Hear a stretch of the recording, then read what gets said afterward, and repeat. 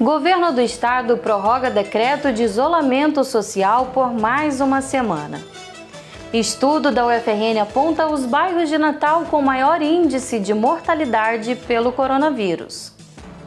Aberta a consulta ao segundo lote de restituição do Imposto de Renda 2020. Ensino à distância desafia professores e alunos na UFRN.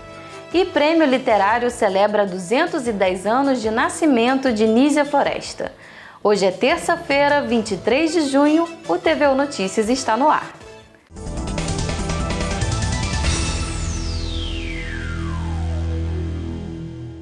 O governo do estado prorrogou por mais 7 dias as medidas de isolamento social rígido.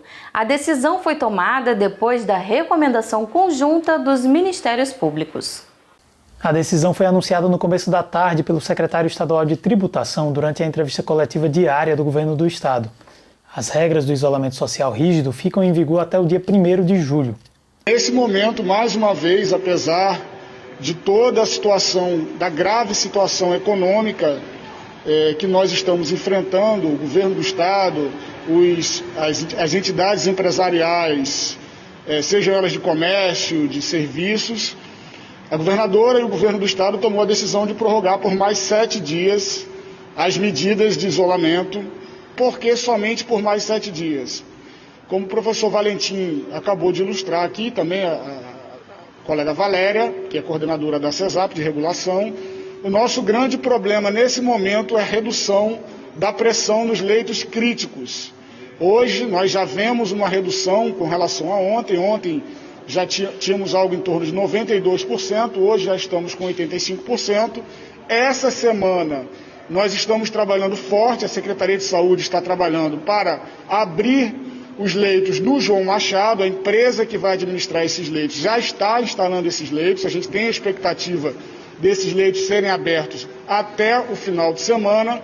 Esse índice de transmissibilidade reduzindo, nos próximos dias a gente tem uma tendência de redução dessa pressão nos leitos críticos, então por esses motivos a gente prorroga o decreto por mais uma semana e por esses motivos também apenas por uma semana para a gente continuar monitorando a situação dos leitos críticos e ter mais segurança no momento de retomada, utilizando o plano que foi elaborado em conjunto pelo setor produtivo e pelo governo do estado. Então, a decisão veio depois da recomendação conjunta dos Ministérios Públicos Estadual, Federal e do Trabalho e que apontava não haver um cenário adequado para a retomada das atividades. Não foi possível, neste momento, chegarmos a um entendimento, a um consenso, tendo sido necessária a expedição dessa recomendação. O Ministério Público, como disse, tanto quanto possível, busca o entendimento. Não sendo possível, vamos pelas vias da recomendação e, se for necessário, não sendo acatada, da ação judicial, que poderá também ocorrer.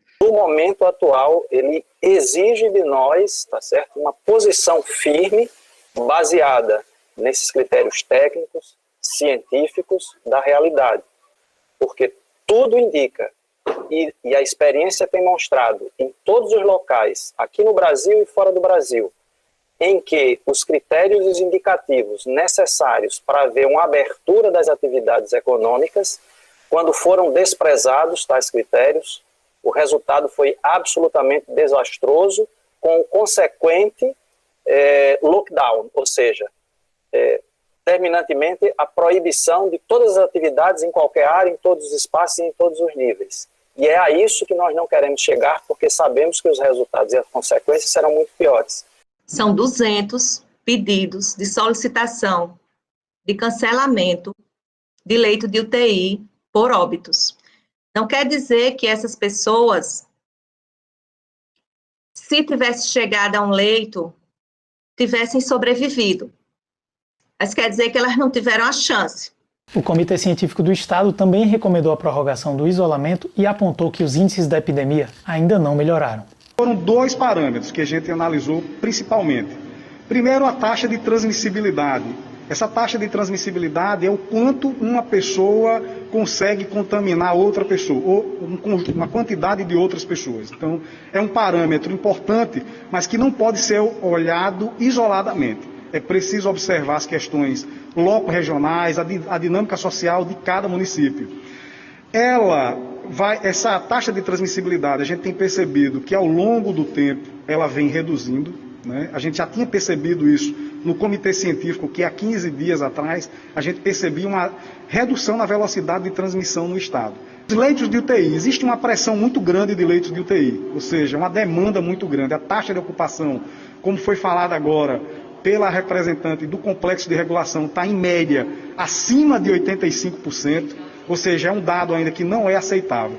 À medida que essa taxa de transmissibilidade ela vai reduzindo e vai passando o tempo, com mais dias, a gente vai perceber lá na frente que primeiro vai desocupar os leitos de enfermaria Covid-19, depois a gente vai ter uma redução na pressão também dos leitos de UTI semi-intensiva. Então é um efeito que nós chamamos de efeito dominó. Então primeiro reduz a taxa de transmissibilidade e com os dias para frente a gente vai perceber isso. O número de óbitos nesse período, mesmo com a taxa de transmissibilidade, ela deve ainda seguir aumentando. Isso é um efeito do que a gente está vendo hoje nos leitos de UTI. O Grupo de Estudos da Dinâmica e Modelagem Computacional de Sistemas Complexos da UFRN desenvolveu estudo mostrando os bairros de Natal mais vulneráveis à pandemia do novo coronavírus.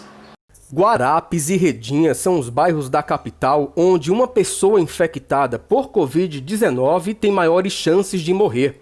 A cada 100 pessoas testadas positivamente, 20 vão a óbito. O índice de letalidade no bairro é de 20%, número 4 vezes maior que a média da OMS, que é de 5,4%. Já na Redinha, este índice de letalidade está em 10,6%, indicando um óbito para cada 10 infectados. Na fase anterior, o grupo de estudo demonstrava que o índice de letalidade estava associado à renda. Nessa fase, os pesquisadores se concentraram nos bairros mais críticos do momento. Eles analisaram os dados epidemiológicos e a letalidade da doença, focadas em zonas específicas. Uma outra relação desse estudo é com especificamente a medida da mobilidade, né? E a relação dessa mobilidade com também a questão da vulnerabilidade, né? Já que essas coisas elas estão associadas. É importante direcionar, né, para que mesmo os critérios, né, de isolamento social impostos pelo governo levem em conta essas questões, né, essas, digamos, diferenças que existem, que são baseadas em parâmetros socioeconômicos, né? Uma vez que a população de baixa renda, né, ela tem exatamente essa preocupação, obviamente, muito mais complexa com a questão econômica, né? A questão socioeconômica ela é relacionada. E isso traz, de fato, na questão da Covid, né, um impacto marcante. É isso que apresenta os dados geoprocessados que nós utilizamos. O IBOP está realizando a terceira etapa da pesquisa sorológica da Covid-19 nos bairros de Natal, Caicó e Mossoró. Jorge Silva traz mais detalhes. São 750 testes realizados nesses municípios e o resultado vai compor a amostra Evolução da Prevalência de Infecção por Covid-19. A pesquisa tem como a coordenação da Universidade Federal de Pelotas e o apoio do Ministério da Saúde. O trabalho é feito por meio de visitas domiciliares, selecionadas por sorteio. Durante a visita, um dos residentes é sorteado e realiza o teste rápido da Covid-19. Caso teste positivo, os familiares que moram na mesma residência se submetem também ao teste sorológico. O objetivo dessa pesquisa é identificar as regiões com maior incidência do novo coronavírus e implementar políticas públicas desenvolvidas pelo Ministério da Saúde. Jorge Silva para o TVU Notícias. A Receita Federal abriu hoje consulta ao segundo lote de restituição do Imposto de Renda 2020. Já o prazo para declarar é até o dia 30 desse mês. Mais de 42 mil contribuintes potiguares serão restituídos. O valor do crédito bancário ultrapassa os 75 milhões de reais que poderão movimentar a economia do Estado. O pagamento será realizado no dia 30 de junho, que também é a mesma data de encerramento do período de entrega das declarações do imposto de renda das pessoas físicas. Para saber se o contribuinte teve a declaração liberada, ele deve acessar a página da Receita Federal na internet por meio do site idg.receita.fazenda.gov.br. A Receita Federal também disponibiliza um aplicativo para tablets e smartphones que facilitam a consulta às declarações do imposto de renda e situação cadastral no CPF. A restituição ficará disponível no banco durante 1 ano. Se o contribuinte não fizer o resgate nesse prazo, deverá requerê-la por meio da internet mediante o formulário eletrônico. Caso o valor não seja creditado, o contribuinte deve contatar pessoalmente qualquer agência do Banco do Brasil ou ligar para a central de atendimento por meio do telefone 4004-0001 nas capitais e 0800 729 0001 nas demais localidades. Jorge Silva para o TVU Notícias. A comunidade da UFRN voltou às aulas no dia 15 desse mês, mas dessa vez é um pouco diferente. Professores e alunos, cada um em suas casas, aprendendo juntos, numa modalidade nova de ensino em virtude da suspensão das atividades presenciais. Nos cursos de graduação da instituição, as aulas são todas à distância. O período letivo suplementar excepcional é uma tentativa de retomar as atividades, se adequando ao novo normal. Mas a pandemia pegou a todos de surpresa e os professores formados para o ensino presencial precisaram se adaptar às novas formas de ensino. É desafiadora a experiência, a gente precisa aprender a lidar com esses recursos tecnológicos, recursos de gravação de vídeo, de áudio. Aí muitas vezes a gente pensou em só gravar o áudio, aí um outro professor que tem mais experiência falou que na experiência dele, quando se tem o vídeo da gente falando, não fica tão impessoal, a aula fica mais interessante. Então são técnicas que a gente vai começando a conversar com quem tem mais experiência e desenvolver para a nossa atividade. O período suplementar é facultativo para estudantes e professores. Mas de um total de 29 mil alunos de graduação da UFRN, mais da metade se matriculou em alguma disciplina. Segundo a Pró-Reitoria de Graduação, existem 19 mil estudantes matriculados em pelo menos uma, de cerca de 1.000 turmas ofertadas neste período. Francisco está no último período da graduação de Engenharia Agronômica e preferiu adiantar algumas disciplinas para ficar mais perto do diploma. Estou podendo adiantar algumas matérias que eu deveria pagar esse semestre, no semestre 2020.1. E com isso, eu vou poder concluir o curso no período de tempo que eu imaginava. Eu assisto às aulas pelo meu notebook e eu tenho internet banda larga em casa. Então, para mim, as aulas não estão sendo tão problemáticas. As aulas não têm o mesmo rendimento das aulas presenciais, porque tem falha na conexão, às vezes a conexão com o professor fica ruim. E querendo ou não, as aulas à distância são muito mais fáceis de se distrair do que nas salas de aula. A Pró-Reitoria de Gestão de Pessoas, em parceria com a Secretaria de Educação à Distância da UFRN, desenvolveu um curso sobre mediação didática com auxílio de tecnologias educacionais para professores do ensino presencial da universidade. O objetivo é orientar quanto ao uso de ferramentas tecnológicas no processo de ensino-aprendizagem. Esse curso já estava previsto dentro do nosso plano de desenvolvimento de pessoas e também no plano de gestão, como uma forma de desenvolver competências para trabalhar com as novas tecnologias e com as diversas mídias hoje disponíveis e que podem ser e devem ser incorporadas como ferramentas dentro de sala de aula, no processo de ensino-aprendizagem. A web palestra de abertura do curso contou com a participação da professora doutora em Educação da Universidade Estadual do Rio de Janeiro. A unidade acadêmica que Heloísa Oliveira dirige trabalha com o uso de tecnologias digitais como mediadoras dos processos de ensino e aprendizagem. Ela definiu o momento atual como improvisador e compensatório. Nós estamos construindo, nesse momento, não educação à distância, mas um modelo de educação remota que eu chamaria de improvisador e compensatório. Por quê? Porque ele caiu no nosso colo. Eu saí da minha universidade numa segunda-feira e não voltei mais. É improvisador, sim, o que não significa que seja de má qualidade. É compensatório, porque a gente tem que sanar uma série de dificuldades, tanto nossas como dos alunos. Mesmo com o fim do período de chuvas no interior do estado, a barragem Armando Ribeiro Gonçalves continua recebendo água. As informações são do Instituto de Gestão de Águas do Rio Grande do Norte, o IGARNE. O maior reservatório do estado chegou aos quase 66% da sua capacidade. Os dados são de um relatório do IGARNE que monitorou 47 reservatórios com mais de 5 milhões de metros cúbicos.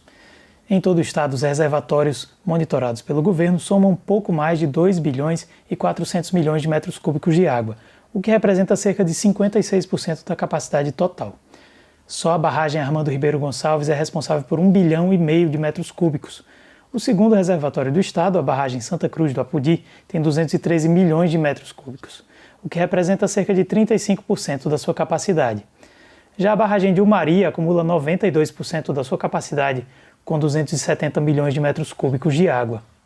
Esse volume total ele dá uma maior segurança hídrica ao estado, permitindo com que nós possamos fazer um melhor uso para o abastecimento humano, quer dizer, mais segurança hídrica para as cidades no interior do Rio Grande do Norte, maior capacidade para distribuir água para a nossa agricultura, tanto para a agricultura familiar como para o agronegócio, o uso industrial e demais usos que a água tem aqui no estado. Isso dentre inúmeros reservatórios que sangraram, que verteram água e que vão permitir com que o estado possa fazer o melhor uso e disponibilizar mais água para a população, garantindo dessa forma a segurança hídrica, principalmente nessa pandemia, onde certamente vai haver maior consumo de água para asepsia, lavar mãos, maior uso com equipamentos. Então, essa maior quantidade de água garante maior segurança hídrica para o estado do Rio Grande do Norte.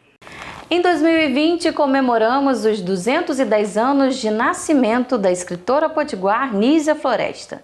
E em comemoração, o Centro de Documentação e Comunicação Popular e o Museu Nísia Floresta abrem inscrições para um prêmio de literatura, que vai selecionar cordéis inéditos de todo o país sobre a história da escritora. Nesse momento de crise de coronavírus, onde as atividades culturais estão paralisadas em diversos segmentos, surge uma iniciativa para estimular a produção literária no país. Nós estamos falando do Prêmio Nísia Floresta de Literatura 210 anos. Dionísia Gonçalves Pinto é o nome de batismo da potiguar Nísia Floresta. A educadora, escritora e poeta também é considerada pioneira do feminismo na América Latina. Mas apesar de toda a sua atuação na literatura e política nacional, ela ainda é pouco conhecida no Brasil. Não há quem não se identifique com a sua forma de pensar, com a clareza do que ela defendia os seus pontos de vista, principalmente em prol das mulheres. Direito das Mulheres e Injustiça dos Homens é um dos 15 livros que Nísia escreveu. E ele é considerado o texto fundante do nosso feminismo. E é nele que Nísia defende a educação feminina e o direito das mulheres de participar da vida pública, assim como seus companheiros. O legado que Nísia Floresta nos deixou continua muito pouco difundido junto à população do nosso estado e do nosso país também. E é essa a missão que o Museu Nísia Floresta tem, de divulgar ao máximo quem foi Nísia Floresta e a importância que ela tem no cenário político do nosso estado e também do Brasil. Podem concorrer ao prêmio apenas cordéis inéditos escritos em português por cordelistas de todo o Brasil maiores de 18 anos. Os trabalhos devem ter como tema a vida e a obra da escritora Nísia Floresta. O resultado deve ser divulgado em outubro, quando está previsto para acontecer o 3º Festival Literário de Nísia Floresta, que busca estimular o debate de obras literárias e difundir conhecimento sobre autores nacionais e locais. O prêmio tem como objetivo estimular o hábito e o gosto pela leitura e a pesquisa, incentivar a cadeia produtiva do livro, bem como difundir a literatura de cordel como patrimônio imaterial do Brasil. OFF 2. As inscrições seguem abertas até o dia 1º de agosto. O edital do concurso e formulário de inscrição estão disponíveis no site www.premionisiafloresta.com.br. Além da premiação em dinheiro para os 3 primeiros colocados, o prêmio resultará na publicação de um livro com os 20 melhores poemas selecionados por uma comissão de especialistas na área. O TVU Notícias termina aqui. E você já sabe, enquanto durarem as medidas de isolamento social para prevenir a Covid-19, você pode conferir todo o conteúdo da TVU no nosso canal no YouTube. Boa noite e até amanhã!